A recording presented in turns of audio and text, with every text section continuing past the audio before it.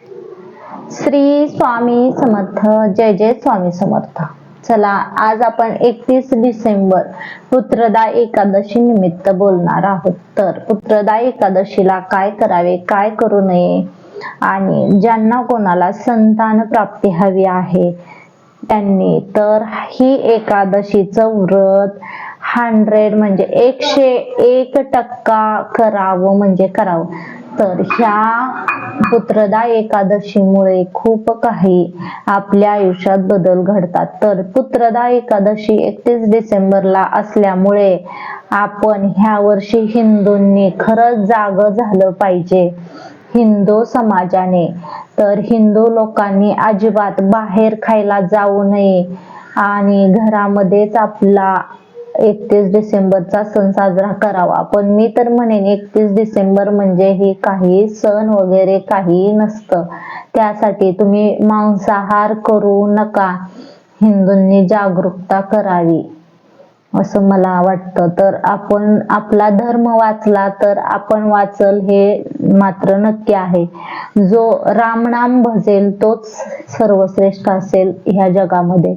म्हणून आपण हिंदू धर्म वाचवण्यासाठी आपण आपल्या हिंदू सणांचे काही नियम पाळले पाहिजेत. म्हणून ह्या वर्षी योगायोगाने 31 डिसेंबरला ही पुत्रदा एकादशी आल्यामुळे कोणीही बाहेर जाऊ नये, बाहेरचं खाऊ नये. खूप काही फ्रॉड चाललेत, खूप काही भेसळ आहेत. त्यामुळे बाहेरचं तर खाण्यात अजिबातच इंटरेस्ट दाखवू नये. आणि त्यामुळे तर चला, जास्त वेळ घेत नाहीये तुमचा.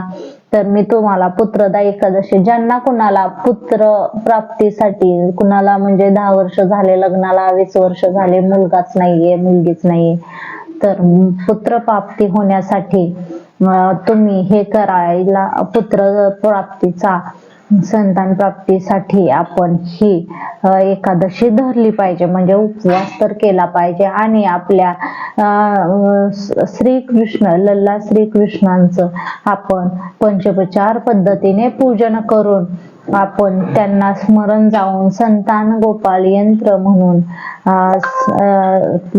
पुत्राचं श्लोक म्हणून आपण ते त्या दिवसापासून तुम्ही 41 दिवस जोपर्यंत पुत्र प्राप्ती होत नाही तोपर्यंत तुम्ही ते संतान प्राप्ती यंत्र म्हणत राहायचं आहे.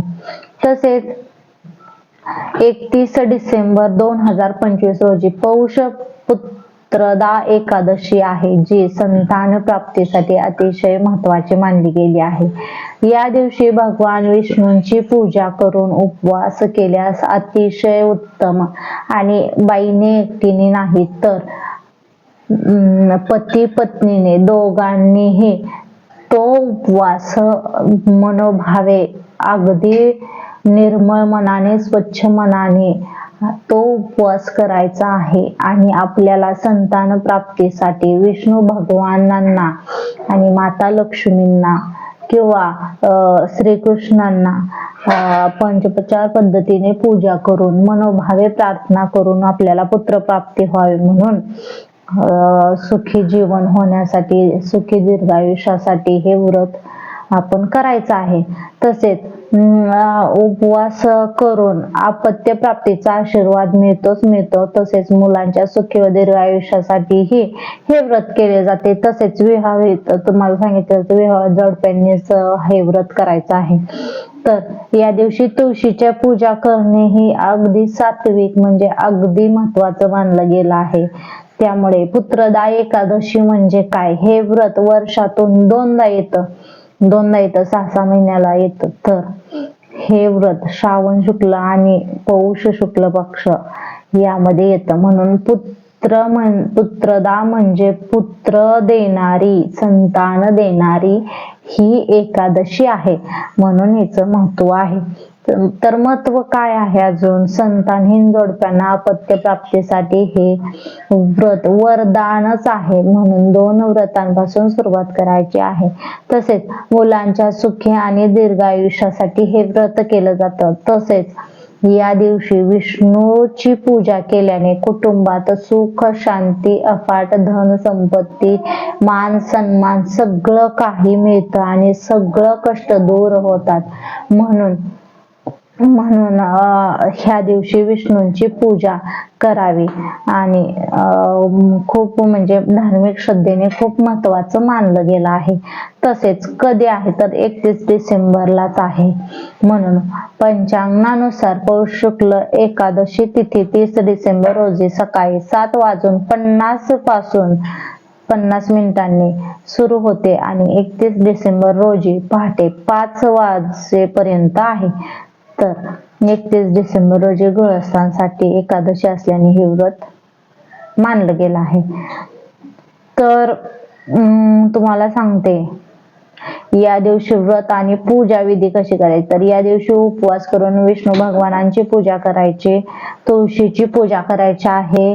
परत संध्याकाळी तुळशी मातेला दिवा तुपाचा लावायचा आहे आणि तुपाचा दिवा लावल्याने सात्विक स्पंदने तयार होतात आणि शुद्ध देशी गाईचा तुपाचा दिवा लावायचा आहे आणि खूप पूजा केल्यास खूप लाभ होतात. तसेच दशमी तिथीपासूनच सात्विक आहार आणि दिनचर्या पाळावी. सात्विक आहारच पाहिजे, फळावळच घ्यायचे. मांसाहार एकादशी दिवशी करू नये. अन्यही एकादशी असतात त्या दिवशीही एकादशी दिवशी मटण मांसाहार करू नये. आणि मी तर म्हणते हिंदू धर्मात आपल्या मांसाहार हा वर्जच आहे, पण काही लोकांनी ही प्रथा पाडली आहे म्हणून हा मांसाहार केला जातो. बघा ना तुम्ही की मुक्या प्राण्यांचे जीव घ्यायचे, आपल्याच मुलांचा कोणी जीव घेतला तर आपल्याला किती वाईट वाटतं. मग तेही प्राणी आहेत आणि मग म्हणजे खरंच हे प्रॅक्टिकल आहे. पण मी बोलले कोणाला रागेल, पण खरंच मुक्याही प्राण्यांचा जीव तेवढंच महत्वाचा असतात. आणि तर असा जीव घेऊन आपण ते मसाला मीठ लावून खातो, म्हणजे हे किती योग्य आहे हे तुम्हीच ठरवा. आणि मटण खायचं की नाही, मासे खायचे की नाही हे तुम्हीच ठरवा. मी काही म्हणत नाहीये कोणाला, पण आपणच ठरवलं पाहिजे. तर एकादशी दिवशी म्हणजे कोणत्याही एकादशीला मटण मासे खाऊ नये आणि शाकाहारीच राहावं. सात्विकच आहार चांगला उत्तम मानला गेला आहे. आपला सात्विक जसं भोजन तसं विचार ठरले जातात. म्हणूनच सात्विक आहार हा खूप फायद्याचा आहे आणि माणसांचे विचारही सात्विक होतात. तर अशा प्रकारे ज्यांना कोणाला खरंच पुत्र हवा असेल किंवा पुत्री हवी असेल, आता मुलगा मुलगी असं काही मी सांगू शकत नाही, पण आपल्याला एक बाळ हवं असेल, सुखी दाम्पत्याला एक बाळ हवं असेल तर त्यांनी या दिवसापासून नक्कीच सुरुवात करावी. संतान गोपाळ यंत्र त्यांनी वाचायला सुरुवात करावी आणि उपवास करायला पाहिजे. सोमवारचा उपवास